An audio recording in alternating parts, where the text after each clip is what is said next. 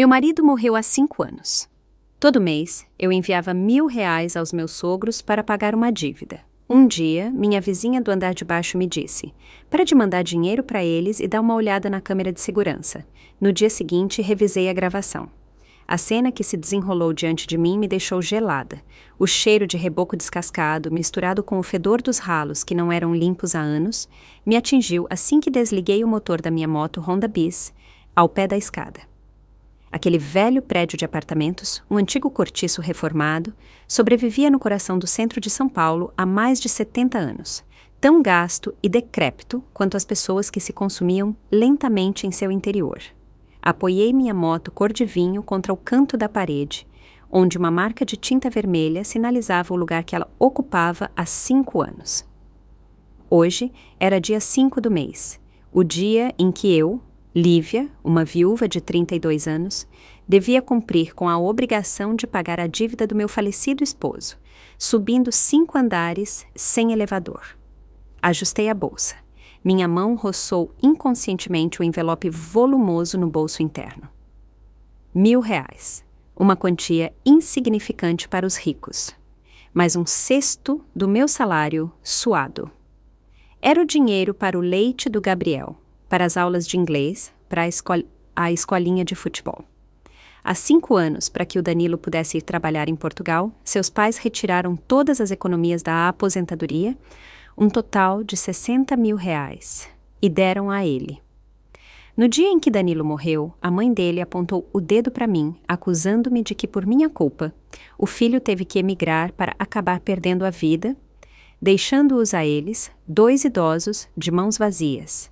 Ela me obrigou a assumir a responsabilidade de devolver essa quantia, dividida em parcelas de R$ 1.000 por mês, durante 5 anos. Apertei os dentes e aceitei, considerando aquilo o último gesto de amor pelo meu marido e uma forma de ter paz para criar meu filho. A escadaria era um poço escuro e profundo, mal iluminada por uns fracos raios de sol que se filtravam pelos vidros quebrados do fosso de luz. O eco dos meus passos ressoava sobre os azulejos desgastados. Tac, tac, tac. Cada degrau era um peso morto. No primeiro andar, a porteira sempre estava com o rádio ligado no último volume, ouvindo sertanejo. No segundo, o cheiro de feijão queimado escapava de uma cozinha comunitária. No terceiro, um casal jovem discutia aos gritos por causa do aumento na conta de luz. Ao chegar ao quarto, o silêncio se fez quase total, e o 5º andar, onde viviam meus sogros, era um mundo à parte, de uma quietude assustadora. Parei no patamar do 5º, secando o suor da testa. O peito me oprimia e o coração batia com força, não só pelo esforço, mas pela vaga sensação de inquietude que sempre me invadia frente àquela porta de ferro pintada de um azul descascado pela ferrugem. Apartamento 504. A casa dos pais do Danilo. Bati 3 vezes com golpes secos e claros. Toque, toque, toque. Silêncio. Eu sabia que eles estavam em casa. Nunca iam a lugar nenhum. Seu antenor, meu sogro, sofria de artrose. E Dona Lourdes, minha sogra, sempre se queixava de dores de cabeça e tonturas. Ambos viviam como sombras naquele apartamento de 60 metros quadrados, com as persianas baixadas e a porta trancada a 7 chaves dia e noite.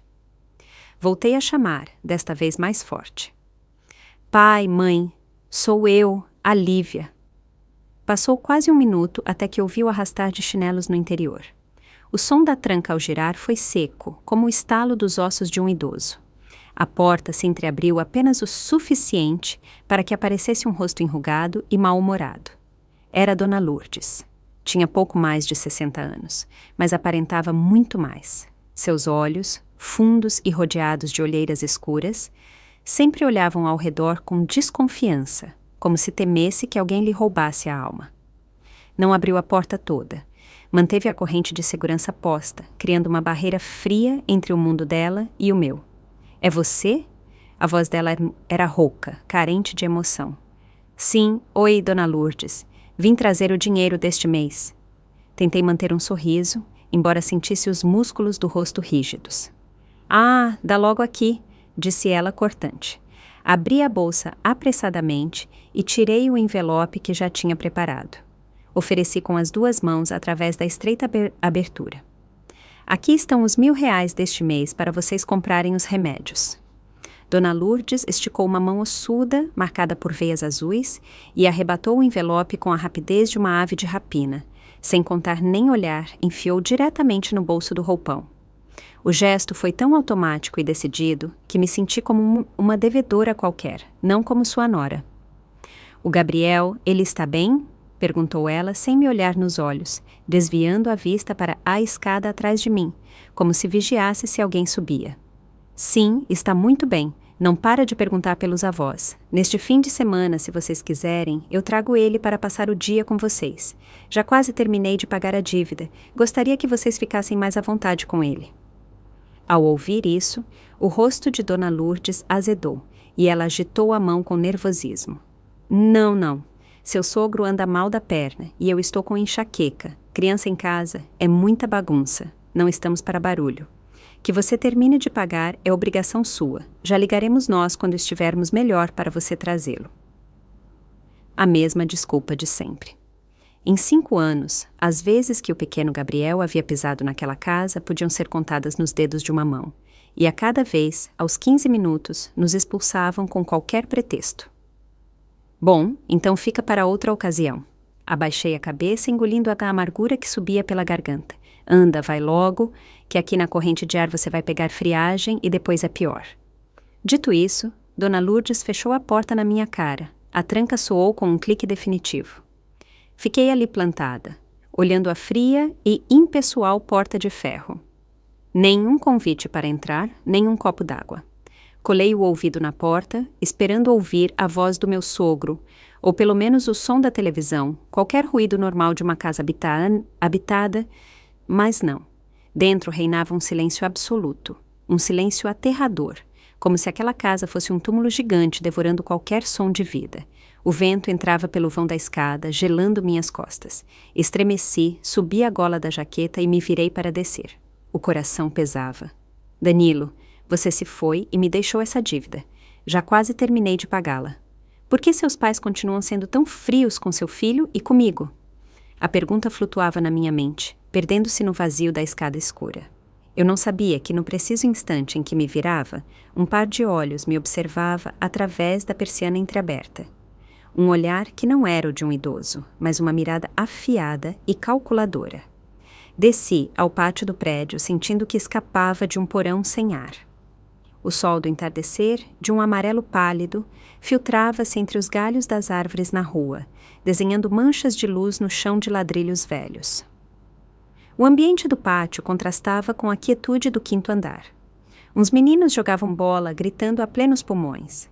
Várias mulheres sentadas em cadeiras de praia conversavam animadamente. Eu me dirigia à minha moto, disposta a arrancar para ir buscar meu filho, quando uma mão enrugada, mas firme, agarrou meu pulso. "Lívia, é você, minha filha." Virei-me sobressaltada. Era Dona Dalva. Antes, ela tinha sido a síndica do prédio e, embora já estivesse aposentada, conservava aquele ar de autoridade e o gosto por saber da vida de todo mundo. Estava sentada num banco de cimento, abanando-se com um pedaço de papelão e me olhava fixamente com os olhos semicerrados. "Sim, oi, Dona Dalva, tomando um fresco?" A saúde educadamente. Dona Dalva não respondeu à minha pergunta trivial. Fez-me sentar ao seu lado e olhou ao redor como se temesse que alguém a escutasse. Depois se aproximou do meu ouvido e sussurrou com ar de mistério. "Você subiu outra vez para pagar a dívida àqueles 2? Surpreendeu-me que ela soubesse de um assunto tão privado da minha família, mas assenti. "Sim, hoje era dia de pagar a parcela." Dona Dalva estalou a língua e negou com a cabeça, com uma expressão de compaixão misturada com certo temor, e baixou ainda mais a voz. "Coitadinha. Trabalhando feito uma mula para sustentar quem não merece. Me escuta bem. Mês que vem, não dê nem um centavo para eles." Franzi a testa sem entender. Dona Dalva era conhecida por ser fofoqueira, mas não era uma má pessoa que incitasse os filhos a serem cruéis ou a não pagarem suas dívidas. "Por que a senhora diz isso?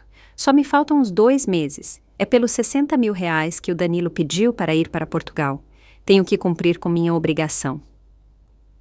A mão dela apertou meu braço com força. Seus olhos se arregalaram, me encarando fixamente, e sua voz, embora trêmula, pronunciou cada sílaba com dureza. Dizem por aí que os mortos às vezes não estão tão mortos assim. Um calafrio percorreu minha espinha. Fiquei toda arrepiada. As palavras de Dona Dalva eram como uma rajada de vento gelado do além em pleno dia. O que a senhora está dizendo? Meu marido morreu há 5 anos. Temos a certidão de óbito. Até trouxemos as cinzas dele. Ela me interrompeu com um gesto da mão. Não estou falando de assombração, estou falando de gente de carne e osso. Você não reparou? Aquela casa de dia é mais silenciosa que uma igreja, mas lá pela 1 ou 2 da madrugada se ouvem barulhos. Uma noite dessas que eu não conseguia dormir, saí na varanda para fumar um cigarro e vi a sombra de um homem subindo para o 5º andar. O jeito de andar dele me era muito familiar. Muito.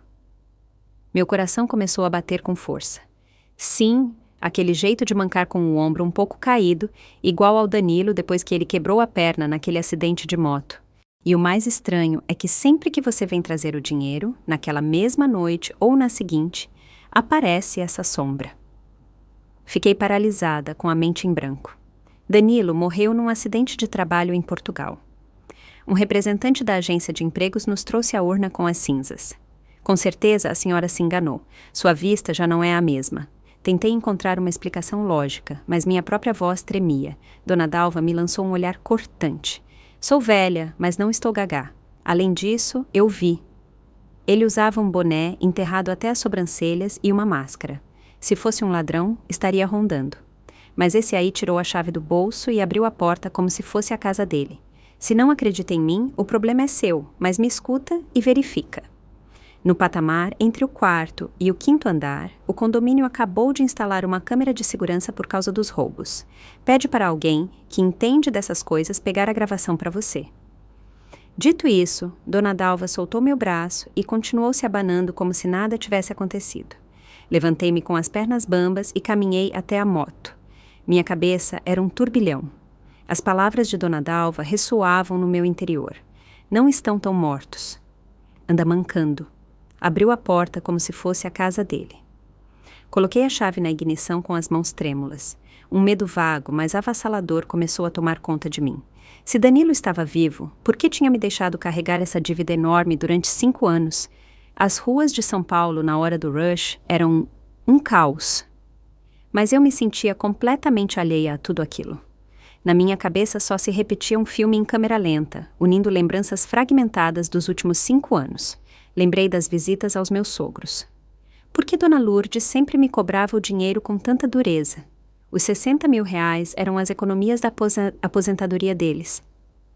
Não precisavam daquilo imediatamente. Por que insistiam que eu pagasse 1.000 reais todo mês, sem faltar um centavo? A aposentadoria dos 2 somava quase 5 mil reais. Vivessem onde vivessem, era mais que suficiente para 2 pessoas idosas e austeras. Para que precisavam de 1.000 reais a mais em dinheiro vivo todo mês? Para poupar ou para sustentar alguém? Uma vez, no verão passado, com um calor infernal, levei para eles uns doces de compota de Minas Gerais. Quando Dona Lourdes abriu a porta, vi de relance que dentro da casa as persianas estavam completamente baixadas. Não tinham ar-condicionado nem as janelas abertas. Como 2 idosos suportavam aquele calor, a não ser que estivessem tentando ocultar a presença de mais alguém. Mãe, o Gabriel tá te esperando. A voz aguda de uma mãe na calçada me devolveu à realidade. Eu tinha chegado à porta da escola. Meu filho correu em minha direção, suando. Abracei-o, sentindo um nó no estômago. O pai do Gabriel. No dia em que recebi a notícia da morte de Danilo, desmaiei várias vezes. Dona Lourdes só repetia que ele tinha ido embora para buscar um futuro melhor para a família. Agora que ele morreu, ficamos sem nada e com dívidas. Você é a mulher dele, tem que assumir. Por amor ao meu filho, para que ele não perdesse os avós, aceitei trabalhar sem descanso para pagar a dívida. Mas, e se o que Dona Dalva dizia fosse verdade? A ideia fez com que eu desse uma guinada no guidão, quase batendo numa moto que vinha na contramão. Mãe, você tá bem? Perguntou Gabriel, assustado na garupa. Sim, querido, não é nada. Estou só um pouco cansada. Ao chegar em casa, depois de preparar o jantar e colocar meu filho na cama, sentei-me diante do computador. A tela brilhava, mas não conseguia me concentrar. Abri uma gaveta e tirei meu caderno de gastos. A linha "Pagar dívida à voz", 60 males, estava circulada em vermelho. Havia pago durante 58 meses. Só faltavam 2. Se Danilo estava vivo, significava que eu não estava pagando uma dívida, mas que estavam me aplicando um golpe. Lembrei do detalhe de mancar. Danilo tinha quebrado o tornozelo esquerdo num acidente de moto em 2008. A suspeita, como um ácido, começou a corroer minha confiança. Precisava de provas. Peguei o telefone e procurei um nome na minha agenda. Bruno era um primo meu, um jovem gênio da informática. Lívia, o que aconteceu para você me ligar a essas horas? Bruno, você está ocupado? Preciso de um favor. Diga, prima. É algo delicado. Você conhece alguém que cuida das câmeras daquele prédio onde meus sogros moram? O do centro. Houve um silêncio do outro lado. Aquele prédio velho? Tem um amigo na empresa de segurança que instalou o sistema lá. Por quê? Te roubaram algo? Sim, algo assim. Acho que deixei cair a carteira na escada. Tem algum jeito de você conseguir os arquivos da câmera da escada entre o 4º e o 5º andar dos últimos 3 meses? Amanhã eu pergunto e te falo, mas é certeza? Por favor, Bruno, é muito importante. Desliguei com as palmas das mãos ensopadas de suor. A flecha já tinha saído do arco. Acabava de começar minha busca pela verdade. Na tarde seguinte, encontrei o Bruno na mesa de um bar escondido numa viela. Chegou pontual e tirou um notebook da mochila. Lívia, o que houve? Você está muito tensa, está com a cara péssima. Ele me olhou com preocupação. Forcei um sorriso. E aí, conseguiu alguma coisa? Bruno assentiu. Você teve sorte. O sistema guarda tudo na nuvem. Meu amigo me passou os arquivos. Que dia você disse que perdeu a carteira? Põe os dias 5 ou 6 de cada mês, entre a 1 e as 3 da madrugada. Bruno digitou em silêncio. Aqui está. Dia 6 do mês passado. Olha isso. Ele virou a tela para mim. A imagem era em preto e branco, granulada. A câmera focava do patamar do 4º andar em direção ao 5º. O corredor estava deserto. O relógio marcava 1 hora, 45 minutos e 20 segundos da madrugada. Uma sombra apareceu subindo pelas escadas. Senti que meu coração parava. O homem usava uma jaqueta larga e um boné enterrado que lhe ocultava meio rosto. Usava máscara. Para! Põe em câmera lenta. Minha voz soou estranha. Bruno apertou uma tecla. O homem subia os degraus, primeiro o pé direito, depois arrastava o esquerdo com uma ligeira manqueira. Seu ombro esquerdo afundava um pouco ao apoiar o peso nessa perna. Aquele jeito de andar. Tapei a boca para reprimir um soluço. Era inconfundível. Era o Danilo. Olhei fixamente para a tela. O homem chegou à porta do 504. Não bateu, meteu a mão no bolso, tirou um molho de chaves, escolheu uma com destreza e a introduziu na fechadura. Clique! A porta se abriu, ele deslizou para dentro e a fechou com muito cuidado. Você reconhece alguém? Perguntou Bruno com cautela. Põe o mês anterior. Bruno obedeceu.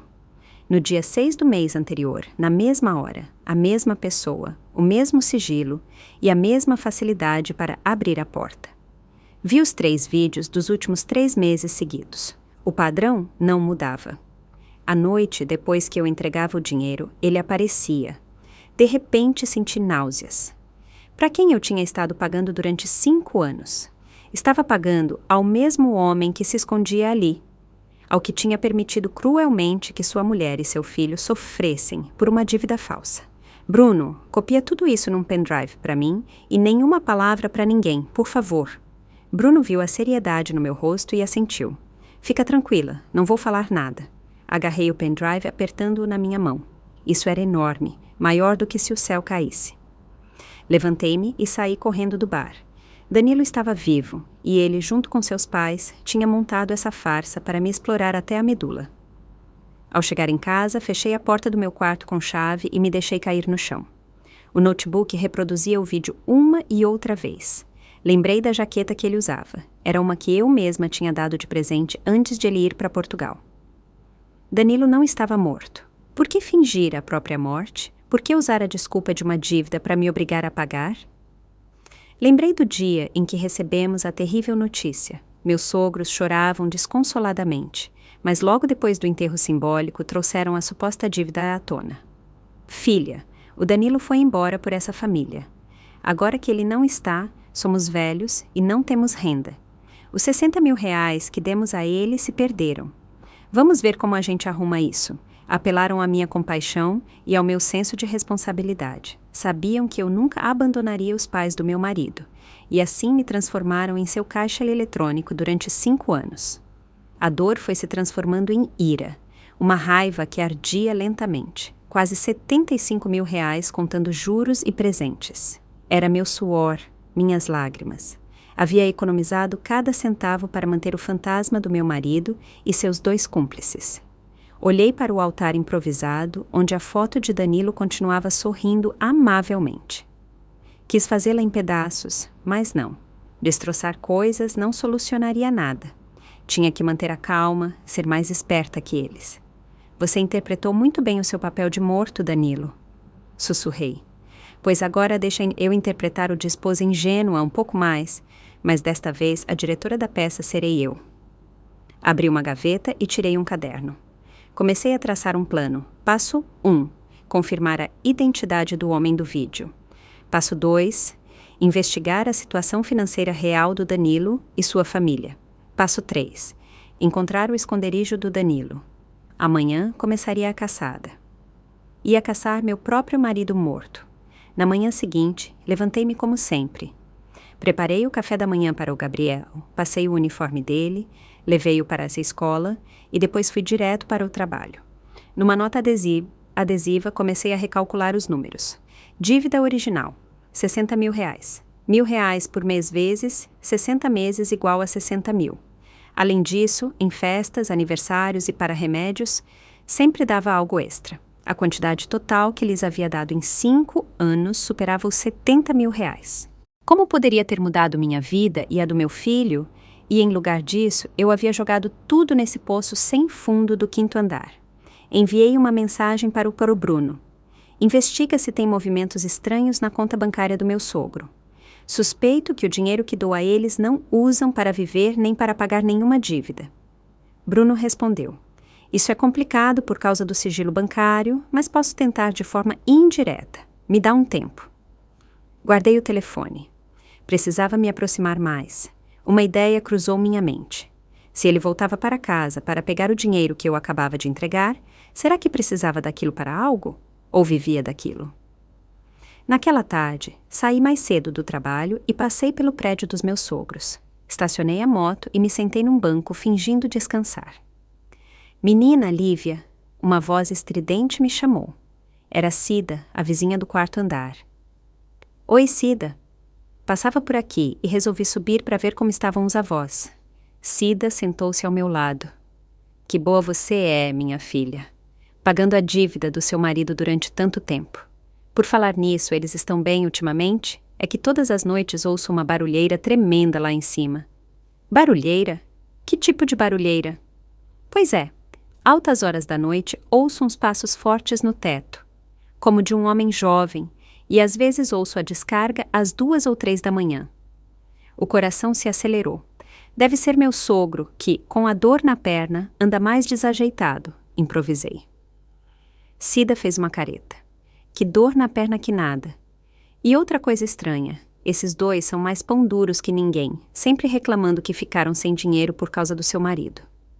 Mas ultimamente, todas as noites vejo sua sogra descer com um saco de lixo preto enorme. Outro dia, por curiosidade, olhei e vi que apareciam caixas de pizza e latas de cerveja. O que 2 velhos vão comer essas coisas? Fiquei de pedra. Caixas de pizza, latas de cerveja, eram as coisas favoritas do Danilo. E você não perguntou para ela? Claro que perguntei. Me disse que eram oferendas que punha para o defunto. Baita desculpa esfarrapada. Quem põe tanta oferenda assim? A história da Cida era uma peça crucial do quebra-cabeça.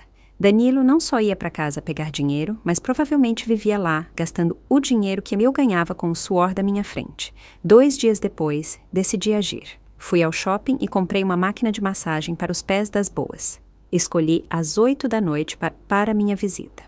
Subi os 5 andares carregando a caixa enorme. Diante da porta do 504, agucei o ouvido. Dentro se ouvia a televisão e vozes.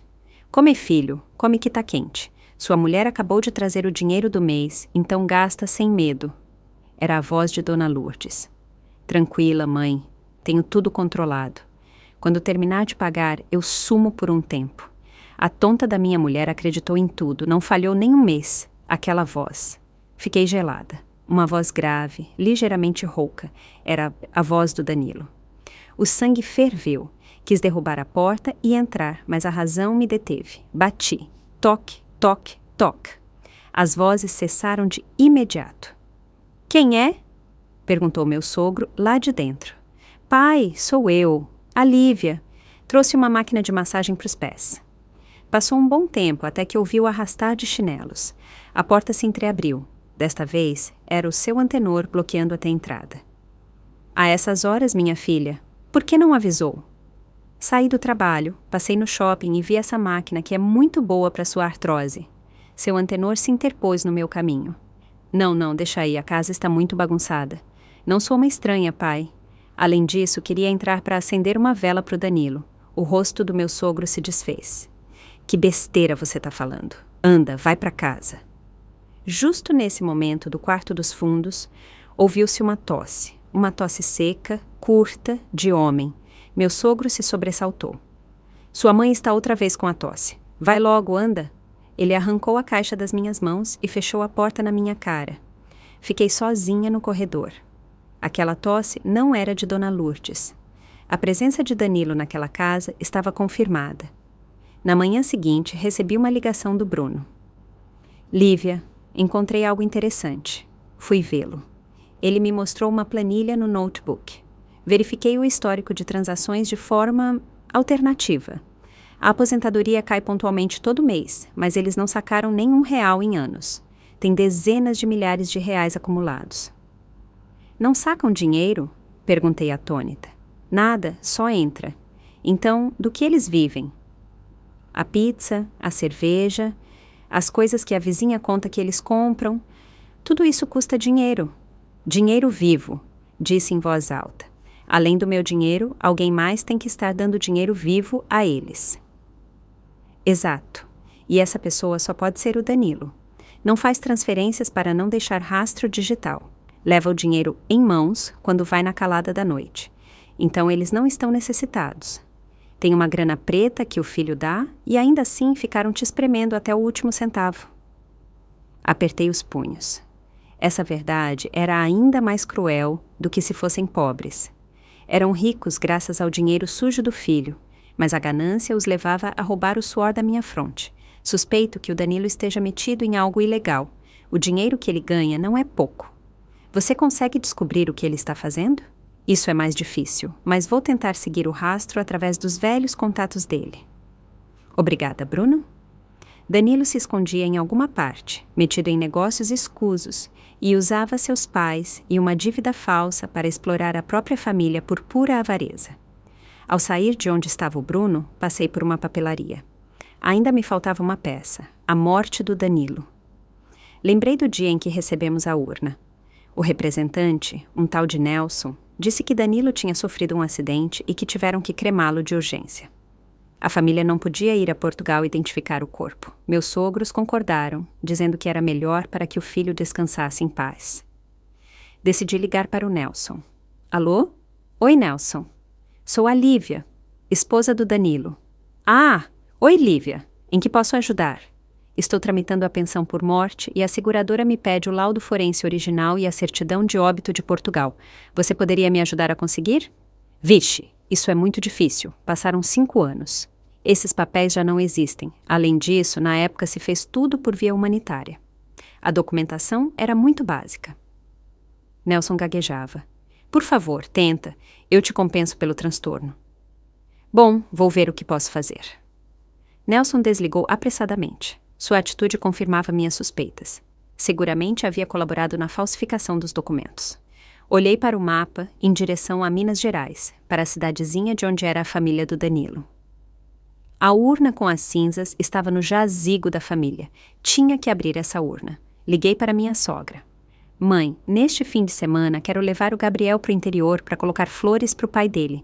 Já paguei toda a dívida e quero ir agradecer. É uma viagem muito longa. Para que vocês vão lá? Disse Dona Lourdes, cortante. Não posso evitar, mãe. Sonhei com o Danilo ontem à noite e ele me pedia. Estou muito preocupada. Os idosos costumam ser supersticiosos.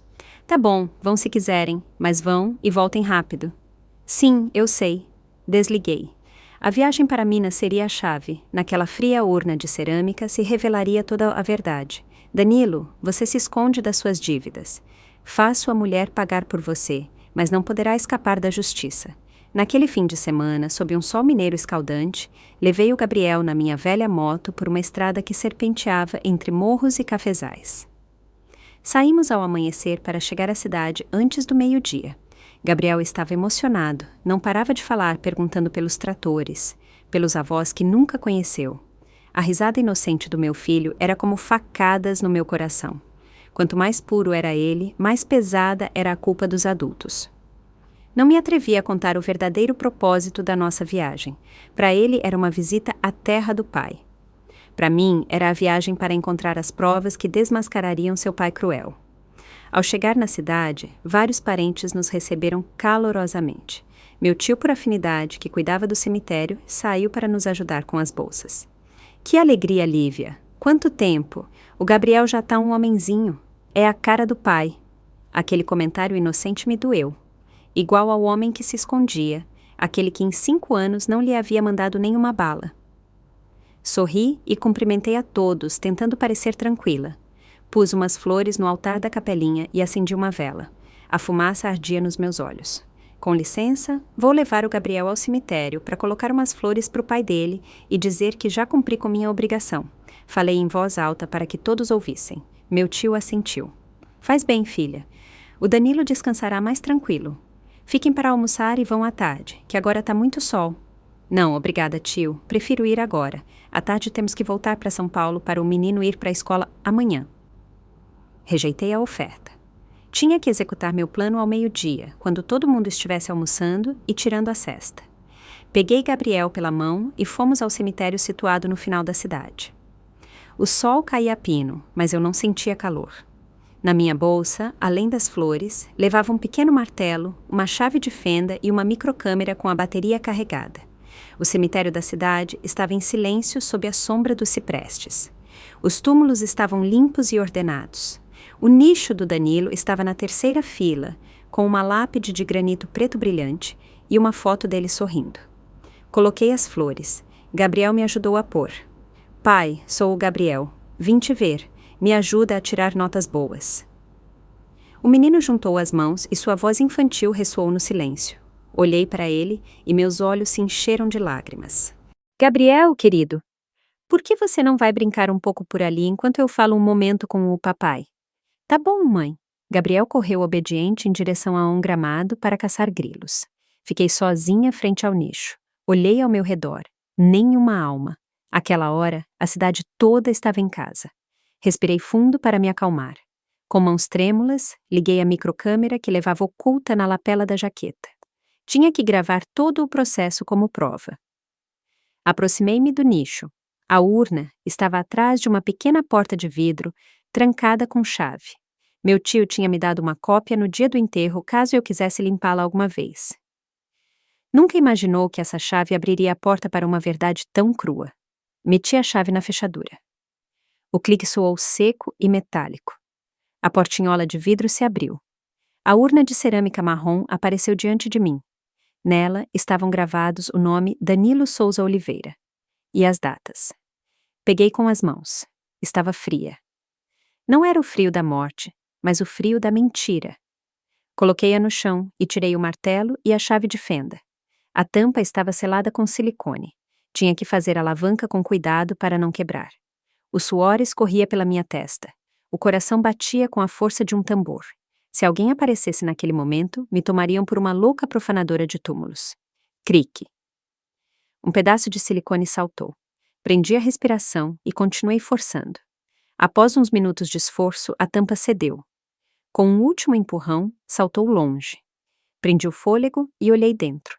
Vazia, não de todo. No fundo havia uma camada de poeira e várias pedras de construção do tamanho do punho de uma criança. Não havia cinzas, nem fragmentos de osso, nem nada que se parecesse aos restos de um corpo humano cremado. As pernas me falharam. Deixei-me cair no chão, olhando fixamente aquelas pedras inertes. Embora eu esperasse por isso, ver a verdade com meus próprios olhos foi um choque. Durante 5 anos, toda a família havia estado venerando um punhado de entulho. Durante 5 anos, meu filho e eu tínhamos rezado para umas pedras. Era uma piada macabra de uma crueldade infinita. Peguei a câmera e gravei o interior da urna, focando cada pedra, cada grão de poeira. Enquanto gravava, falei com uma voz afogada, mas firme. Hoje, dia 15 de maio de 2024, eu, Lívia Martins, esposa de Danilo Souza Oliveira, abri a urna funerária do meu marido no cemitério da sua cidade natal. Em seu interior não há cinzas, só pedras. Esta é a prova de que a morte de Danilo foi uma fraude. Quando terminei, voltei a colocar as pedras na urna. Fechei e selei com uma cola forte que havia trazido. Fiz tudo rapidamente, sem deixar rastro de que a urna tinha sido aberta. Devolvi ao seu nicho e tranquei a portinhola de vidro. Tudo voltou à sua aparência normal, mas meu interior era um mar revolto. "Mãe, cacei um grilo gigante!" gritou Gabriel de longe. Sequei as lágrimas às pressas, arrumei a roupa e sorri para recebê-lo. "Que legal, campeão! Vamos embora já, que tá muito sol." Peguei ele pela mão e fomos embora do cemitério. Nas minhas costas, o túmulo falso continuava de pé, um monumento ao engano da família do meu marido, mas não continuaria de pé por muito tempo. Eu jurei. Comemos algo rápido na casa do meu tio e fomos para São Paulo com a desculpa de que o Gabriel estava com dor de barriga. No caminho, parei num motel de estrada para descansar. Na verdade, precisava de um lugar tranquilo para revisar o vídeo e pensar no meu próximo passo. No quarto, com Gabriel dormindo, conectei no Wi-Fi e comecei a procurar no Facebook os velhos contatos do Danilo. Lembrei que ele tinha um grupo de amigos com quem sempre saía para beber. O mais próximo era o Beto, que chamavam de Beto Pitbull. No dia do funeral, Beto chorou desconsoladamente. Inclusive pegou minha mão e disse que não me preocupasse, que ele cuidaria de mim e do menino. Mas depois desapareceu. Busquei o nome dele, encontrei o perfil. Sua foto era de uma moto potente. Entrei no mural. Publicava constantemente fotos de festas, em bares e baladas. Revisei suas últimas publicações. Uma foto me chamou a atenção. Beto levantando uma caneca de chopp num terraço. No pulso esquerdo usava um relógio com pulseira metálica e mostrador azul. Ampliei a foto. O coração disparou. Um relógio Tecnos com o mostrador azul. Era meu presente de aniversário de casamento para o Danilo. Lembrava perfeitamente porque eu mesma tinha mandado gravar nossas iniciais L e D na parte traseira. E o que era mais importante, a pulseira metálica tinha um arranhão profundo perto do fecho, de uma queda de moto que o Danilo teve. Na foto do Beto, embora borrado, dava para distinguir esse arranhão. Por que Beto usava o relógio do Danilo? Nelson, o intermediário, me disse que Danilo tinha perdido todos os seus pertences no acidente. E agora, o relógio estava no pulso do melhor amigo dele. Só havia uma possibilidade. Danilo tinha dado a ele, ou Danilo estava com ele. Continuei olhando as fotos. Beto publicava frequentemente de um polígono industrial em Osasco. As peças começaram a se encaixar. As transferências de dinheiro para a conta do meu sogro também provinham daquela zona. Beto estava lá.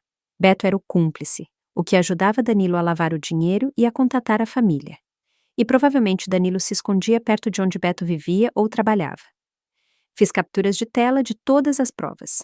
Já tinha a pista mais importante. Beto era a chave para encontrar o esconderijo do Danilo.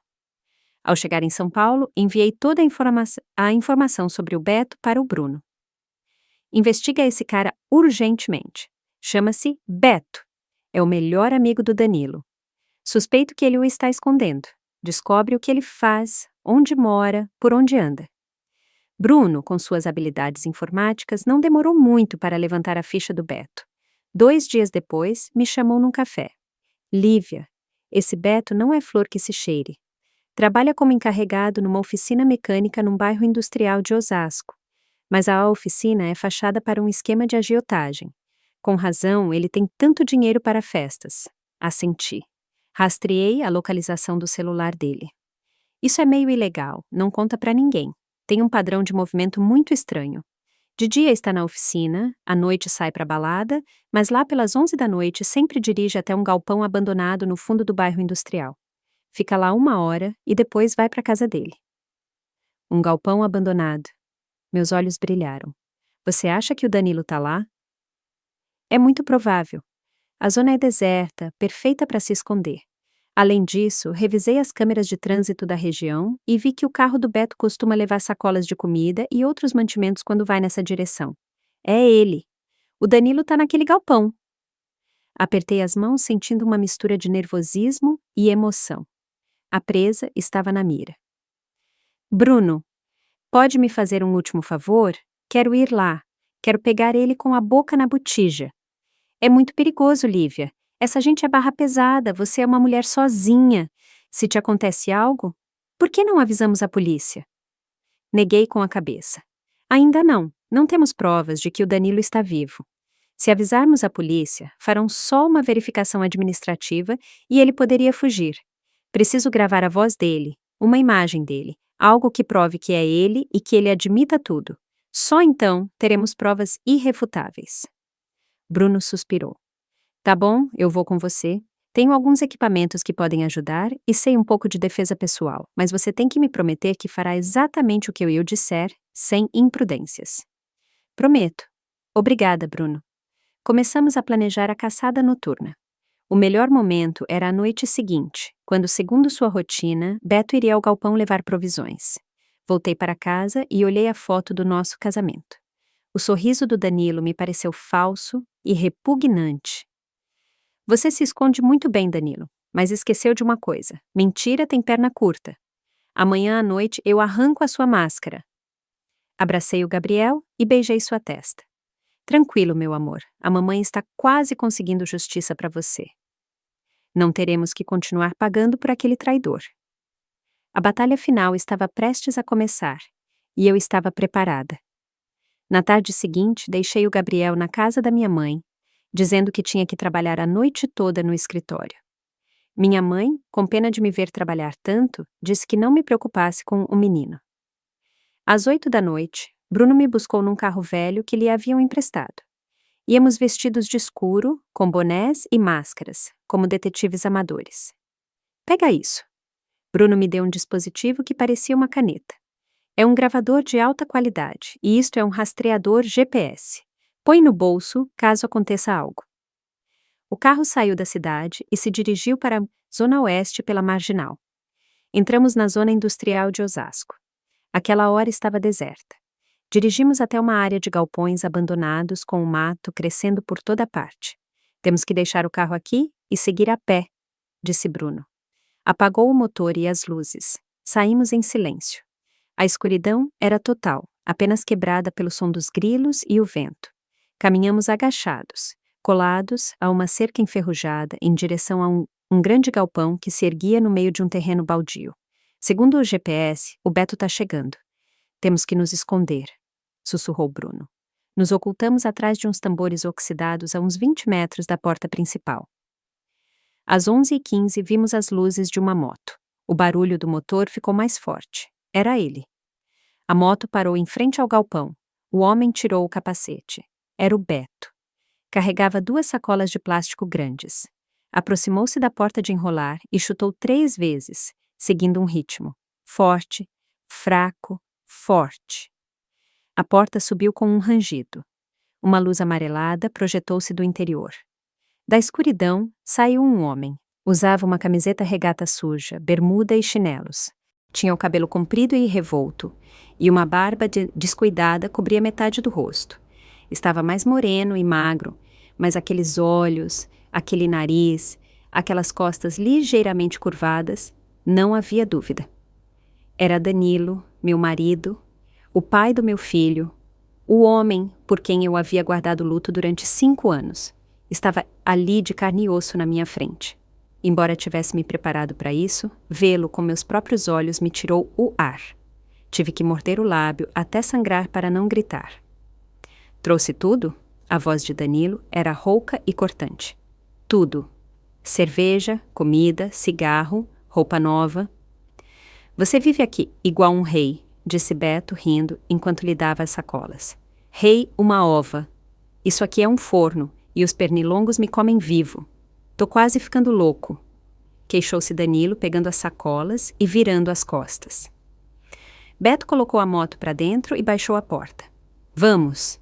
Temos que chegar perto para ouvir, me sussurrou Bruno. Nos movemos sorrateiramente até a parede do galpão. Encontramos uma fresta por onde escapavam a luz e o som.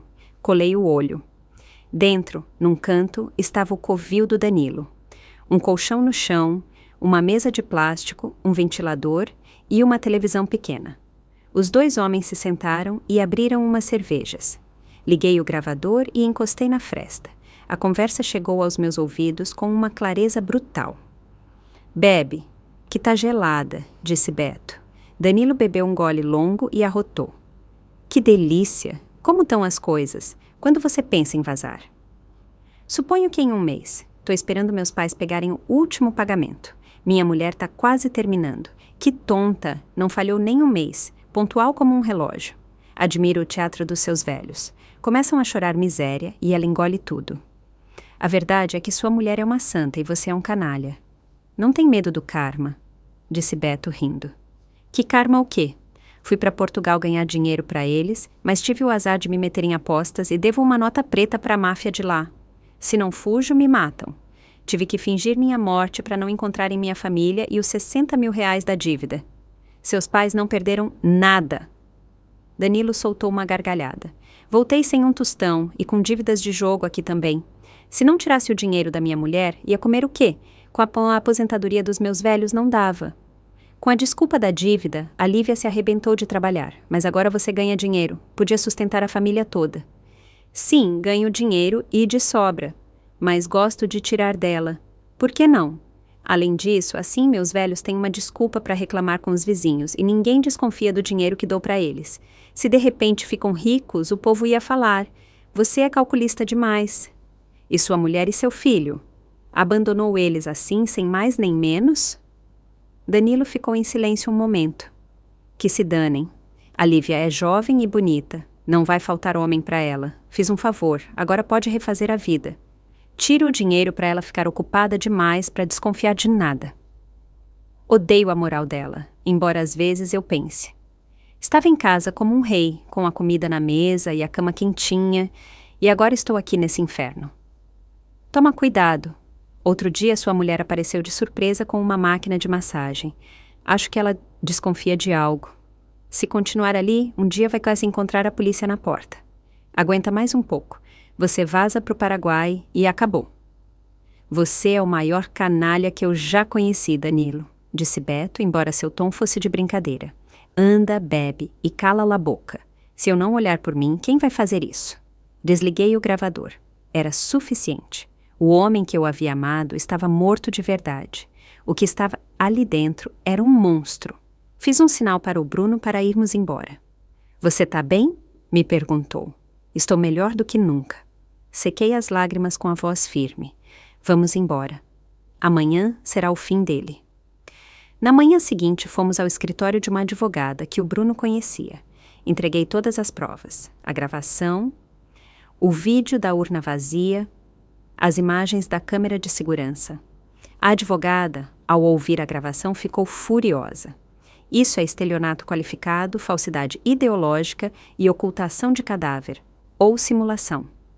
Com a quantidade roubada e os agravantes de abuso de confiança, Danilo e os pais enfrentam pena de prisão.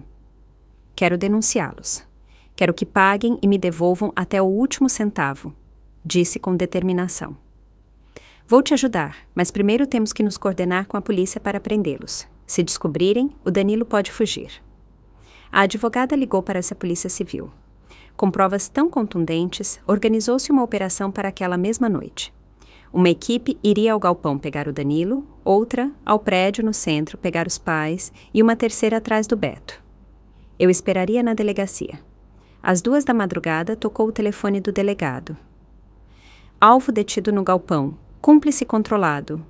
Os 2 idosos estão a caminho. Respirei aliviada, sentindo-me vazia e esgotada. A justiça, embora lenta, chega. A cortina havia caído sobre uma farsa de 5 anos. Na manhã seguinte, vi o Danilo através do vidro da sala de interrogatório. Estava abatido, algemado, com um olhar perdido. Quando puseram a gravação, ele desmoronou e confessou tudo. Seus pais, em outra sala, choravam e punham a culpa no amor de pais. Mas a lei não perdoa quem usa o carinho para aplicar golpes. Beto também foi preso por encobrimento e pelo esquema de agiotagem. O caso comoveu a opinião pública. 3 meses depois ocorreu o julgamento.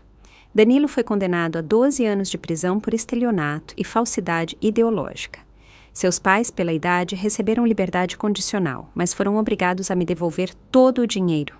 Ao sair do tribunal, olhei para o céu azul de São Paulo. O sol brilhante dissipava as sombras que haviam nublado minha vida durante 5 anos. Havia recuperado meu dinheiro, minha honra e, o mais importante, minha liberdade. Vendi o apartamento antigo e, com o dinheiro da indenização e minhas economias, comprei um apartamento novo, pequeno, mas cheio de luz. Uma tarde, ao buscar o Gabriel na escola, ele me disse: "Mãe, hoje tirei 10 em matemática. Que campeão é meu filho. Hoje, para comemorar, eu pago frango frito pra gente." Oba! Caminhamos de mãos dadas por uma rua arborizada. O vento da tarde trazia o cheiro de chuva. Olhei para meu filho e sorri, feliz. O passado doloroso havia ficado trancado atrás dos muros de uma prisão. Diante de nós se abria um futuro novo, brilhante e em paz. Agradeci em silêncio pelas tempestades passadas. Graças a elas havia descoberto o quão forte eu era, e havia aprendido que a verdadeira felicidade não consiste num sacrifício cego, mas em saber lutar para proteger aquilo que você ama.